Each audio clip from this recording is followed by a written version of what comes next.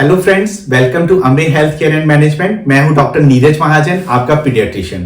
Newborn से लेकर 1 साल की उम्र के जो बच्चे होते हैं उनकी इम्यूनिटी बहुत ही लो होती है, जिसकी वजह से वो बहुत जल्दी वायरल और बैक्टीरियल इन्फेक्शन पकड़ लेते हैं।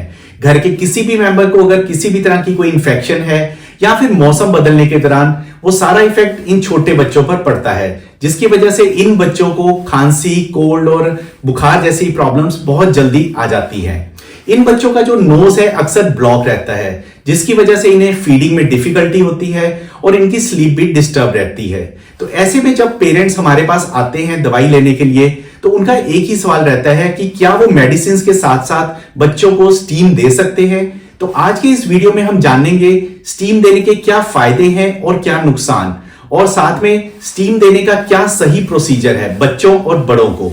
इस सब को जानने के लिए आप लास्ट तक हमारा ये वीडियो जरूर देखिएगा। और वीडियो शुरू करने से पहले मैं आपको याद करवा दूं कि अगर आप हमारे चैनल अमे हेल्थ केयर एंड मैनेजमेंट पर नए आए हैं तो प्लीज इसे आज ही सब्सक्राइब कर लें, और अगर आपको हमारा ये वीडियो अच्छा लगे तो इसे लाइक एंड शेयर जरूर कीजिएगा और बेल नोटिफिकेशन को प्रेस करना मत भूलिएगा, ताकि आपको हमारी अगली वीडियो की अपडेट मिलती रहे। स्टीम यानी कि गर्म भाप, ये हमारे नेजल पैसेज के अंदर मौजूद बैक्टीरिया और वायरस को खत्म कर देता है, और जो अंदर म्यूकस है उसको भी डिसॉल्व कर देता है, जिससे कि जो नोज ब्लॉक है वो खुल जाता है। बच्चे को जो फीडिंग में डिफिकल्टी हो रही थी वो ठीक हो जाती है, उससे उसका पेट भरना शुरू हो जाता है और वो कंफर्टेबली सोना भी शुरू कर देता है। और इससे बच्चों और बड़ों दोनों में ही बहुत जल्दी फास्ट रिकवरी देखने को मिलती है। हम सजेस्ट यही करते हैं कि जैसे ही सर्दी का मौसम आए, आप खुद और अपने बच्चों को दोनों डेली स्टीम जरूर लें। इससे आपको काफी हद तक फायदा मिलेगा और जो अलग अलग तरह के कुछ बैक्टीरिया और वायरस है उससे भी आप बचे रहेंगे। स्टीमर बहुत ही एक सस्ता सा इक्विपमेंट है जो कि हार्डली 200 रुपीज में इजीली मार्केट में या फिर ऑनलाइन अवेलेबल है। बच्चों को जब आप नहलाते हैं तो आप बाथरूम को अगर बंद करके अंदर स्टीमर कुछ देर के लिए अगर चला दें 10 से 15 मिनट के लिए, तो उससे भी बच्चे को बहुत अच्छी स्टीम मिल जाती है। या फिर इसके अलावा आप रूम में भी स्टीमर चलाकर बच्चों को दे सकते हैं। स्टीम देने से क्या फायदा होता है कि जो बच्चे का नाक है वो अच्छे से खुल जाता है, उसकी जो नाक की ब्लॉकेज है वो खुल जाती है, उससे वो फीड लेना अच्छे से शुरू कर देता है। और जब वो फीड अच्छे से लेगा तो उसका पेट भरेगा, तो वो अच्छे से नींद भी ले लेता है और वो बच्चा कंफर्टेबल हो जाता है। स्टीमर से होने वाले अगर नुकसान की बात की जाए तो इसमें सबसे इंपॉर्टेंट है बर्न इंजरी। कई बार क्या होता है, पेरेंट्स गर्म पानी को पतीले में उबालकर वो बच्चों के पास रख देते हैं कि बच्चा उससे स्टीम ले लेगा। या फिर अगर हम स्टीमर की ही बात करें, वो अगर हम बच्चे के पास रख रहे हैं तो हमें इसमें बहुत ही ध्यान रखना है कि बच्चे जो होते हैं बहुत ही शरारती होते हैं, वो हाथ पैर हिलाते रहते हैं, और कई बार इस दौरान क्या होता है कि वो पतीले को अपने ऊपर उल्टा लेंगे या फिर स्टीमर को गिरा देते हैं, जिससे कि जो उसका बॉइलिंग वाटर है वो अपने अगर ऊपर गिर जाएगा बच्चे के, तो उससे उसे बर्न इंजरी हो सकती है और बच्चा जल भी सकता है।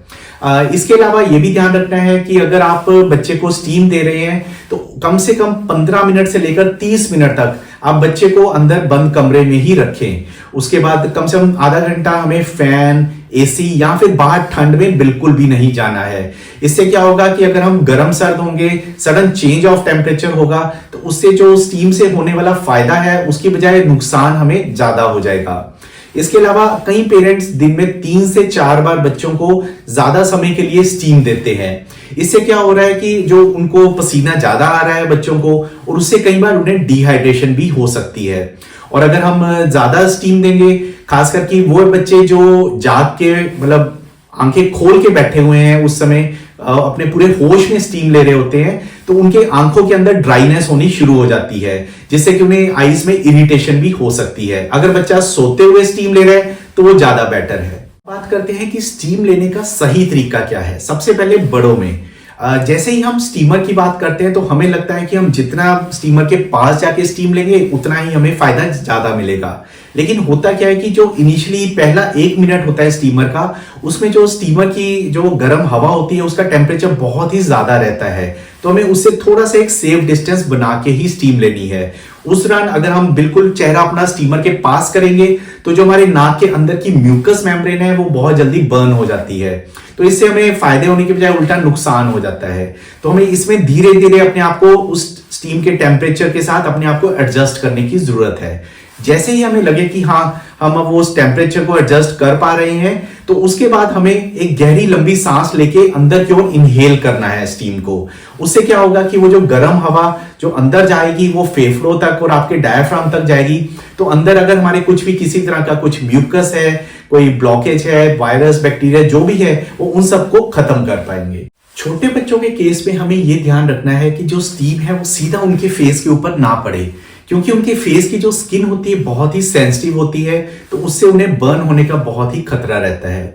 छोटे बच्चों के लिए बेस्ट मेथड रहता है कि आप बच्चों को अपने शोल्डर पर ले लें, इस तरह फेस को थोड़ा साइड में कर लें और आप जमीन पे नीचे स्टीमर रख के ऑन कर दें। जब आप 3 से 4 फीट के डिस्टेंस से आप स्टीम लेंगे तो उससे क्या है, जो स्टीम का जो ज्यादा गर्म वाला टेम्परेचर है वो थोड़ा कम हो जाएगा और हल्की हल्की स्टीम मिलेगी, तो बच्चा उससे कंफर्टेबली स्टीम ले लेगा।